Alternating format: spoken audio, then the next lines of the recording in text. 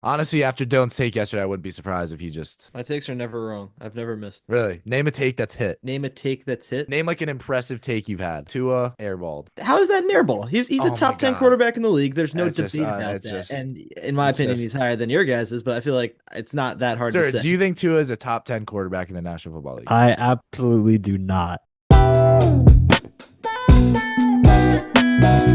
Welcome back, everybody, to the Back Pocket Podcast, AFC and NFC Championship predictions. I'm not as excited as I am on regular intros, and that is because yesterday we recorded this on Wednesday, and we lost the entire video because for some reason, out of all of the faces that are on our podcast, for some reason decide to be on Dylan's face. NFC and AFC championship predictions. Obviously, we come down to the second to last weekend of football. Gentlemen, how do we feel finally back with more playoffs? Feeling good, really excited to get into these predictions. Last time we had some heat. I don't know if we're gonna be able to recreate it, but you know what? We'll do our best. We'll try to get you the best and most entertaining content while still bringing you our expert football opinions. Yeah, I mean, very bittersweet to do this after the loss of Charlie. I mean, Much better of an intro. Charlie's not dead, by the way. Commanders, Eagles, obviously, I think the two best teams in the NFC now. I mean, clearly, as they're in the NFC Championship, I think, again, you look at two teams that come into this game, the Eagles expected,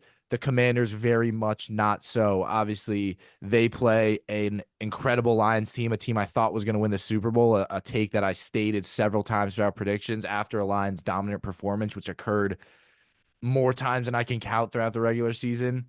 And the Commanders walked in there and walked out and had no issues at all. Obviously, Lions still scored points, but the Commanders' decisive turnovers offensively were on fire. Jaden Daniels was absolutely incredible, as we've all agreed on, best rookie season of a quarterback, quite easily from him, and just was perfect to a T against Detroit. And now he faces a different matchup and something that we disagreed on yesterday. Obviously, no two teams are extremely alike, but I think when you look at Detroit and Philadelphia personnel wise are, I wouldn't say vastly different, and I would say are probably the two most similar teams in the playoffs. Obviously, he faces a better, more healthy defense in Philadelphia, a better front seven, obviously, as the Lions have been decimated at that position. When you guys look at this Washington game, and again, I mean, we talked about this in the divisional picks and kind of what do you think the keys are for the Commanders if they are to win this game? Because like we said yesterday, I think this is as close to 50-50 as it get. I think the Eagles have the advantage because it's at home and the Eagles are a better roster. But look, they split in the regular season. I think the Commanders have just as good of a chance to make the Super Bowl as any other team right now. yeah, no, I feel like we talked about it during the Lions game that the Lions weren't necessarily the best matchup for Jane Daniels, a quarterback that just doesn't get phased by pressure. They had to kind of, with Aaron Glenn, he had to try and bring pressure, bring more than four guys. And you just can't blitz Jane Daniels. That's just a quarterback. Like, he's not a rookie quarterback. He is, but he doesn't play like one. And he just diced them up all game, whether or not they brought pressure, whether or not they just brought four, which means they didn't get pressure. And it was just easy. It was a clinic for Washington. As for Detroit, they moved the ball relatively well. I felt like they weren't really. I don't think they punted one. They might have punted like the first drive, I think, but other than that, they didn't punt really much at all. But turnovers just killed them. They had five turnovers that game, and Philadelphia, who I think are a much worse, not much worse, but they are a considerably worse offense than the Lions. If they're going to win this game, they have to make sure they don't turn the ball over. I think that's the key to this game. What you got to remember about this matchup now is they're divisional teams. There's heavy hearts in every single seat. But what I would say that what Detroit didn't have that Philadelphia has is the advantage in terms of the cold. They're going to be playing against a rookie quarterback in the frigid temperatures of Philadelphia. Detroit's a dome stadium, but they also just have, I think, a better team suited to win in that kind of environment. The way they run the ball, the way they play with a front four that gets pressure pretty simply and pretty well, I would say. I don't think they usually need to bring blitzes too much. Fangio's not the most blitz heavy defensive coordinator, and they've done well getting to the quarterback. And then just knowing when to go vertical, when to be smart. And Jalen Hurts hasn't turned the ball over in the playoffs. So I think it's going to be that kind of game where it's a safe but I think effective play style. I think that's why Philadelphia is going to go out and win this game. Yeah, I mean, I think it's, and we talked about this yesterday, and I was so tempted to pick the Commanders, and having another day makes me that much more tempted. Um, I just think, yeah, when you look at this Eagles team, and it's no surprise that they present a much higher challenge or much more tough challenge than Detroit. You know, an injured defense, Jared Goff, who I know you guys say are better than Jalen Hurts, but I think Jalen Hurts fits more against this defense. We talked about that. I mean, Serge, I know how you talked about how Mhm. Jaden Daniels was much more of an inconvenience and a bad matchup for Detroit, which proved, I mean, probably the one of the most true statements Serge has ever said. Um, and I just think Philadelphia, when when you look at just teams that have been so clinical recently, I don't, roster wise, I think they're the best team left. Uh, I guess you could argue Buffalo, but I just think big name wise, the Eagles have it all. Their front seven is incredible.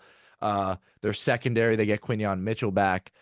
And for Washington, I just think, is it a question of does the luck run out?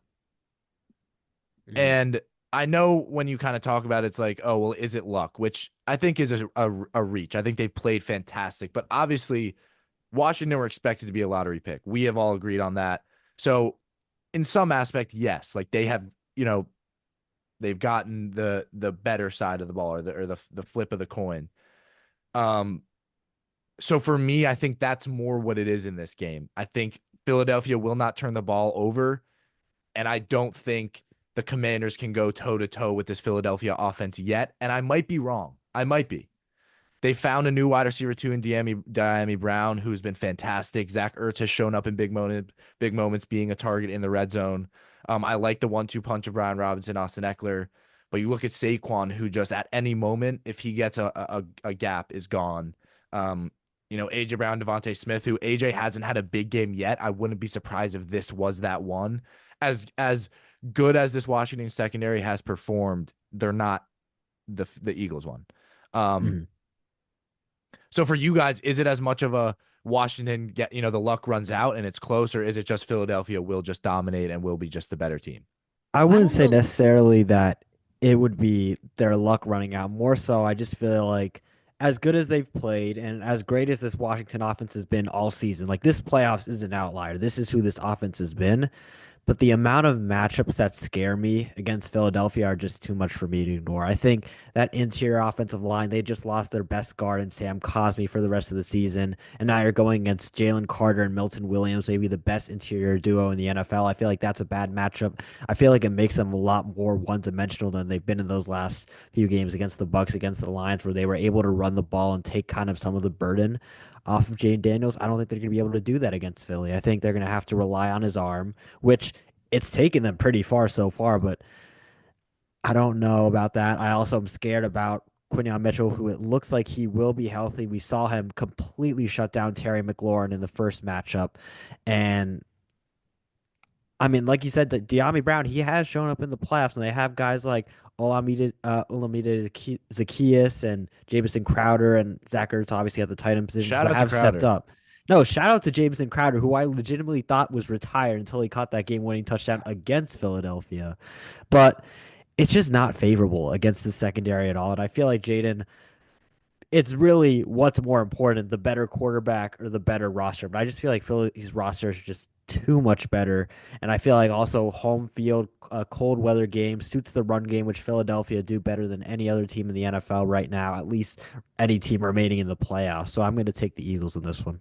Yeah, I don't know that I would say that it was a flip of the coin or anything to say that Philadelphia wins this game based on Commanders' luck running out. I would just say I think that the Commanders are the team that they've shown. Just like you said, Jaden Daniels is the quarterback that we've seen. I don't think there's any luck about it. I find just the match, I'm pretty much just regurgitating what you said, but the matchups that I don't like. The cornerbacks, I've loved Sanders still all season, but you put him up against AJ Brown on a jump ball, and who's gonna win? No, And I you, mean, and no Don't offense to don't him. don't down Sanders still. No offense to him. Jameson Williams should have caught that catch. It was a bad throw. Like it was a great play by Sanders still. Don't get me wrong. He stayed with him, but if that ball's an inch or two more to the left, that's a touchdown. yeah. But I Mhm. mean, but there's other matchups like I like Well, Phillies. wait. Respect Demon Noah Igbenogany. But He's been that's what I'm he's been saying. He's had a playing great good during. He's had a good season. He's had a great season. But you put him up against Devontae Smith on a deep route. I mean, who's winning that matchup? It's there's Give me areas Noah that Igbenogany. I hated him, but Uh, there's areas that Philadelphia or that Washington they genuinely aren't bad in, but Philly just outmatched them in the opposite position, and it's very apparent. So Philadelphia's going to run the ball through the middle of Saquon Barkley. The two defensive tackles in Washington are two of the best defensive tackle. It's one of the best defensive tackle groups in the league, but you just can't beat Philadelphia's run game. So they take that advantage, and it's already wiped out. I think Philadelphia are just perfectly suited for this matchup. And even with Kenny Pickett and with the amount of turnovers they had, they almost won this matchup. I think that it's just too much fire for Washington to come back at. It's too difficult for them to win this game. I'm going Philly. But was this not what we were saying about Detroit? You know, matchup wise, it's different. They have the better run game. They have a no, good I offensive see it. line. I see it. My difference is just this defense is so much healthier. I mean, other than N'Kobe Dean, there the Eagles are coming in pretty with the guys that they want to have. Um, I mean, there is an argument that maybe missing a linebacker like Dean and replacing him with Oren Burks is kind of a bit of a scary matchup against the legs of Jaden Daniels, but you have Zach Bond, who is an all pro. I feel like they'll be fine there. It's just I don't see a lot that Washington necessarily can exploit because as great of an offense they are, Philadelphia are I believe they've been one of the best defenses in the NFL. I don't know how highly they're ranked in categories like EPA or scoring defense. I don't have that up right now, but they've been one of the best in the league, especially after that Week 4 debacle against Tampa Bay, and they started Cooper DeJean, who's been arguably the best nickel cornerback in the NFL. I just you just go down this roster. The one thing that I will say is I'm not as scared, and this could come back to bite me. But I'm not super scared of this Eagles passing game. And I know that's controversial with AJ Brown, with Devontae Smith, and Jalen Hurts does have he is capable of But I having a mean, they've very good given you game. no reason to be That's this what I think playoffs. it's they haven't done much this playoffs, and I think it's also the fact that I we talked about it yesterday.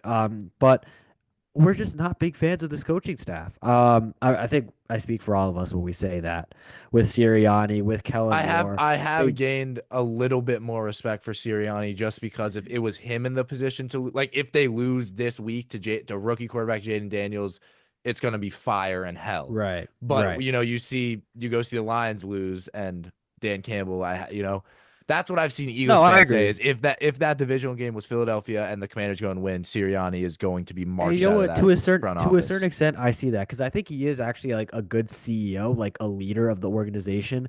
But I'm talking more scheme wise. I feel like it limits some of their best players. Like I know Saquon, he's having a career year, but AJ Brown, Devontae Smith, I feel like they are not moved around nearly as much as they should be. They are constantly on the outside. They constantly are kind of set up in positions where you're forcing Hurts to make you don't give him a lot of easy throws necessarily. And AJ Brown himself didn't really have that great of a game against a pretty weak Rams secondary. So going against the Commanders one that's actually kind of better, I think this is I think they're gonna have to rely on the run game a lot, which they'll do and they'll do well. But I think they'll be okay against the pass, honestly. I think that secondary is like again, Yeah, like I I said, agree. it's not the flashiest names, but Saint Russell, Igbenogany, Marshawn Lattimore, they're all solid cornerbacks this season. And I feel like you can trust them, I feel like. Because not on an island, obviously, against AJ Brown, but in general, I feel like you can trust them to hold up and Philly are gonna be forced to run this ball to win this game. I Yeah. don't agree with that, actually. I think that Philadelphia are going to be playing on islands, and I think that the level that Saquon and Jalen Hurts have been able to run the ball is going to force safety help and linebacker help not to be as apparent. I think we're going to be seeing a lot more 1v1 matchups than you'll usually see Oh just yeah. because Oh yeah. Philadelphia is so No, effective no, no. in I do. throwing those out. No, I absolutely see that. I think also one of the key players I feel like for Washington this game is Jeremy Chin. I feel like you're going to see him a lot in the box, especially with that weak Washington run defense.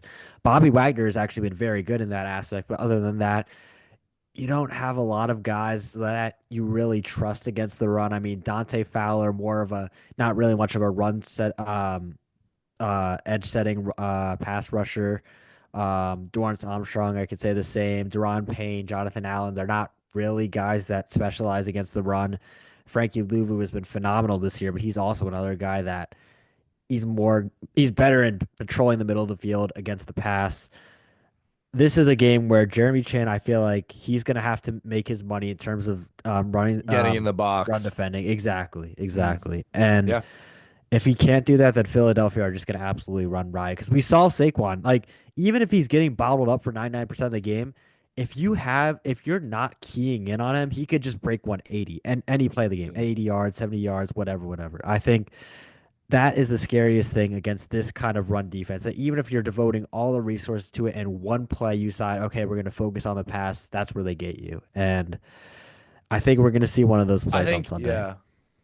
And I think that it's just something that I don't know, I guess it's not even true. I was gonna say, the Lions didn't really have that home run play, which is very wrong. So like that's the Mhm. thing for me. It's like I honestly think if Washington go out and play how they play against Detroit, I think they can let up a home run play there, like here and there. But I guess the question then goes down to this Washington defense is so much better, or excuse me, this Eagles defense is so much Mhm. more healthy. And I would say, like again, it's always hypotheticals, but even if they had Aiden Hutchinson, I still think this Philadelphia defense is just better suited I agree. um, against Washington. But yeah, Eagles across the board um, should be a great game.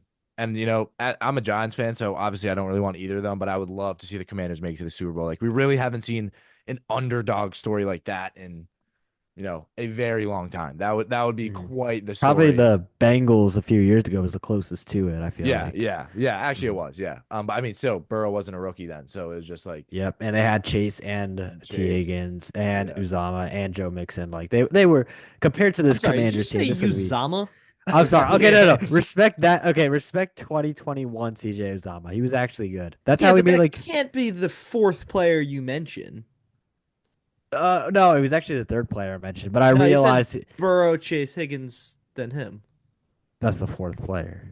Yeah, I said that can't be the. Oh, well. Mixon, he I said. meant skill. I meant skill players. That's what I meant. Just Either way, no, you're.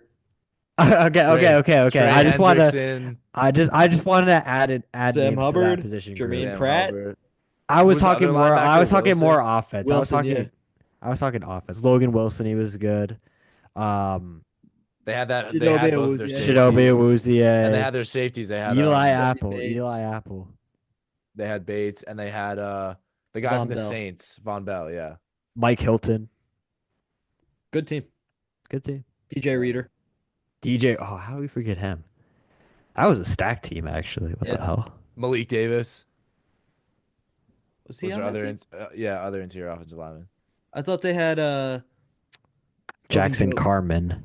I Oh, thought they I had thought you were talking about Ogunjobi. No, but Dylan, you remember their left? It was BJ Malik Davis. Hill. Malik Davis made a bunch of big plays. You remember that? Okay, yeah. Yeah, yeah. He's not a real person. I don't. Why are you saying yeah? I don't. No, Malik Malik Davis is a Davis. person. What are Yeah, you? yeah. He What are you? probably BJ Hill. is, but BJ yeah, Hill. BJ Hill was it. I just said Malik. I just said a random name. So you've just been Come exposed to on. fraud. Take Me? him off Come the on, podcast. man. I Yeah. didn't. How did I get exposed? Speaking of Dylan being a fraud with his How did takes, I? let's How did I get continue. exposed? What are you talking Because about? I just said Malik Davis, and you're like, yeah, yeah. No, I said Malik. I didn't. I didn't recognize who Dylan, that I'm was. joking. It's not a real person, but that's Yeah, no, not I Malik Davis. know. Yeah, I know, I know.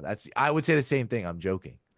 Only on the Back Uh, Pocket podcast, everybody. Yeah. Well, speaking of Dylan being a fraud, we'll move on to the next game: the Bills and the Chiefs, the two best quarterbacks in I national picked the Bills football. and Chiefs to win. No, I'm just saying your quarterback take about these two is. Oh no, they're both amazing quarterbacks. They're just not the best. They are the best. No, I wouldn't say Yeah. so. Hmm. Everybody else would. Yeah, I don't think that's true. We talked about it last week. Two best quarterbacks in football clash at it, and it's gonna be Second and third. fireworks. Second and third on Best quarterbacks in the league. second and third best quarterbacks Josh, you on already recorded that video. You already recorded that video. What's up with your mic? second and third best quarterback on opposite day. Is what Dylan's saying is cut out, but That doesn't. yeah, I think I have Chiefs here, and we talked about this last week or yesterday. An extremely hard game to pick. I think everybody, when you look at Eagles Commanders, I think it's definitely easier to go to lean Eagles. Whereas this game is much harder. It's a matchup we've seen over and over again, and obviously history leans to the Chiefs. But the Bills seem different this year, which has kind of been the storyline and the narrative going about them. Obviously, they got over the hump uh, against Baltimore, which I feel like many thought was going to be where they might bow out. But I think, look, I kind of forgot what our point of contention was yesterday. Because you can't really. This is one of those games where it's like you can argue matchups and stuff, but they're pretty even. I would say the Bills roster wise and talent wise have been better this year, but it's just the Chiefs in an AFC playoff game at home, which they've just done year out, and they've done it against the Bills before. I think that's what kind of pushes me to pick Kansas City. But it does feel different this year. You can't lie. Buffalo, this is their best version of themselves going to Kansas City. I think we can all agree. I just think when it comes down to this game, it's a point of defensive matchups, and I think Josh Allen is more prone to a turnover in a game like this than Mahomes is. I think That being said, I could see both quarterbacks not turning the ball over. I 100% could. Absolutely. I feel like both of these quarterbacks have been some of the least turnover prone quarterbacks. I mean, every metric you look at, these guys are among the top 5. So it's pretty redundant to say they're top 5 in this or top 5 in everything. But this is a very different matchup to last year's playoffs. Mainly, I think a main point that I'm going to make is Buffalo are much healthier. You've got Terrell Bernard I believe was not available for that game. You've got Matt Milano was not available for that game. You've got, I believe, Teron Johnson. One of their cornerbacks was not available for that game. It was Teron Johnson. It was Teron Johnson. So they are a healthy team. Like everyone, I feel like maybe they might be missing Taylor Rapp, but if they're going to use Taylor Rapp as their excuse, like, oh, come on. But they are a healthy team. They are one of the best defenses in the NFL.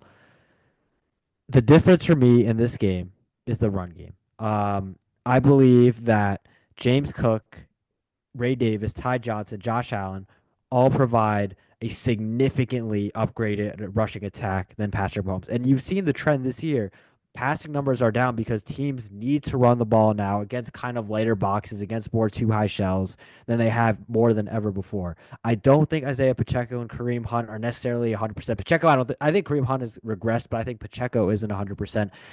I don't trust this Kansas City rushing attack, and I don't really trust this rush defense that struggled against Houston, who are one of the worst in the NFL. So give me Buffalo to finally go over the hump. I know we keep saying this almost every year. I picked them last year, but this just feels like it's just trending in the right direction for Buffalo, and it has to happen eventually with Josh Allen and with Sean McDermott in this era.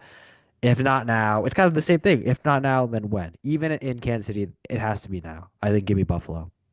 Yeah, I refuse to fall into the trope of just because Kansas City's done it times before that they're going to do it again. It's a different year. It's different teams.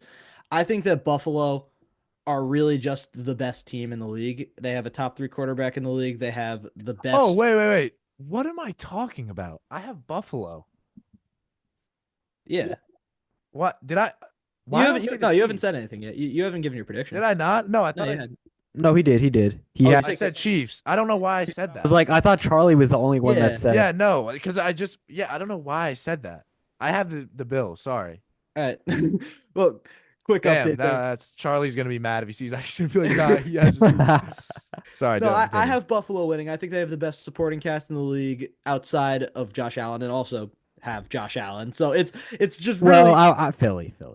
Okay, fair. I'll take that back. I'll say Philly and Detroit, actually. But I really think that James Cook, Khalil Shakir, the offensive line, the play calling, the conservative style football that suits January really, really does help out Buffalo. And then you add on to the back of that the best defensive football. Again, I'll hear arguments for Philly, but I think that Buffalo, when the chips are down, they're guys that aren't really the biggest names, the Terrell Bernards, the Christian Benfords, the Ed Olivers of the world. They really How Christian Benford wasn't an All-Pro this year is beyond unbelievable. And it's all part of this narrative that Josh Allen has no help, but I won't get into that. It's because Benford really want to get into that. That's why. It also, yeah. Honestly, terrible. Their secondary numbers are. No, honestly, he deserves to not be an All-Pro for choosing 47. Why? Talk about a linebacker number. Why would he have You gotta be you Yeah. gotta be in the 20s to have Aura as a cornerback. 20s or at this point single or digits? like 5. Oh yeah, single digits. Because if you want Or to go with the one, classic one. look, then 20s. Oh yeah, Sauce. Or 'Cause, like, that's- zero. Zero Well, is zero. Is two close. because Sertan makes it tough. Yeah, Sertan, yeah. So 7 is good. I like who's 7. Yeah. I like single Is digits. Is across the JC board. is JC 7? He's Yeah, 8. JC7. I Oh, he's thought he 8, was yeah. 8. I I'm like someone who finds numbers so important in sports. No, I agree. I agree. Yeah. I find single digits across the board outside of 9 to be good for 9's good for a safety. 9's good for a safety. I don't see. like I it for see that. I corners. see that. I also don't I like- love. I also don't love 4 for corners. I think it's all right, but I don't I love like it. 4. DJ Reed wears 4, so it's good. It's good. I like anyway. 35, but that's the only like high number I like. I could see that. I like could that. see that. I like that. 33 too, I think. I think repeating numbers pre Yeah, yeah. 55, pre 20 55. before the single digits, 22 is the best corner number, I think. Yeah, I agree. like that. Yeah, I do like that. Yeah, Mhm. yeah. I'm All glad right, we this can is a- agree on this. Yeah. I mean, if you see the video that will come after this one, now we But- have It agreed. is. But I mean, I think that Buffalo are just better suited to win this game. They have a better rushing attack. They have, I think, a better game plan offensively. Kansas City's going to rely a lot on getting to third and manageable, and then it's just hope that Patrick Mahomes and Kelsey and the guys that usually go out and make plays, and usually they do, but there is always room for error. And Yeah. I think that Buffalo leaves a lot less of that room by kind of just avoiding Josh Allen making those plays on third down and forcing them into 4th and 1 where they can rely on the tush push, or 3rd and 2 where they can run the ball. I feel like they're just a bit more careful, and that's going to be why they win this game. Yeah, I kind of just set up all the reasons why someone should pick the Chiefs, because that's why I messed it up, because I was saying all of that last video and then just ended up saying I'm picking the Chiefs, so I just like convinced myself. But I have Buffalo, and as bad of a take as it is, I just think they're due, and I think it's the perfect year for it. I think the Chiefs are not at the strength they were 2 years ago. I think Kelsey has slowed down, and again, it's playoffs, so this will probably bite me. I think Mhm. Chris Jones, we talked about, I think has slowed down production wise. And then again, I think running back wise, not as good as it was. Pacheco's been out. He's back, right? Yeah, Not he's really. back. He's back, but he hasn't been. But he's been He looks limited. like he's still nursing the injury. You have Rashee Rice out. You don't have Tyreek Hill for that matchup. You know how important he was when they went back and won with like 20 seconds left on the clock. So I think the Bills are stronger and the Chiefs are weaker. Not much. And I just think the Bills are due. I think they'll go out and win. And if I'm a Bills fan, I think this is essentially the Super.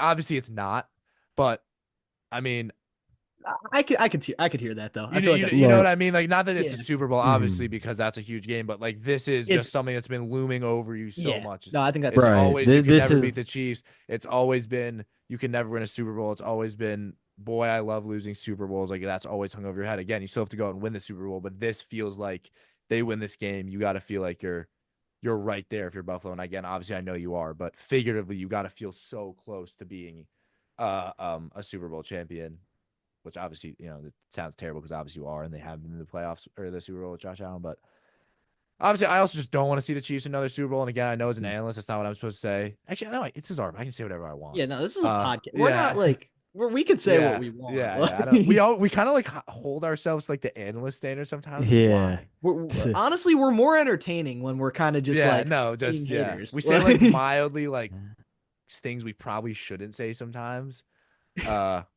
But yeah, I think that'll wrap it up. If yeah, no, that's not all. much. Yeah. So yeah, I mean, we both at least here. So Charlie, who's not on today, has the Chiefs, so he's the only split of this entire weekend. But gentlemen, it'll be a great weekend. Thank you all so much for watching. As always, you guys don't see here, but we had an entire that had to be at least almost an hour or like 45 No, minutes. yeah. That's of what I'm us saying. That's gonna arguing be over if Lamar is better than Allen and Mahomes. So go check out. That's gonna be a completely separate video because it just doesn't fit in this. So go check that out. Clips on Instagram, YouTube, TikTok. Follow us over there. Search Charlie, Dylan Chalm, Key McDermott. Thank you all so much for watching, tuning in. We'll be back for Super Bowl picks. And then who knows from there? We'll figure it out. Drafts. I'll probably take some part in this soccer. year's draft process. I will take part in Okay, this year's good, draft process. good. So we want to thank you guys so much as always for the support. Thank you for watching, everybody. And we will see you next time.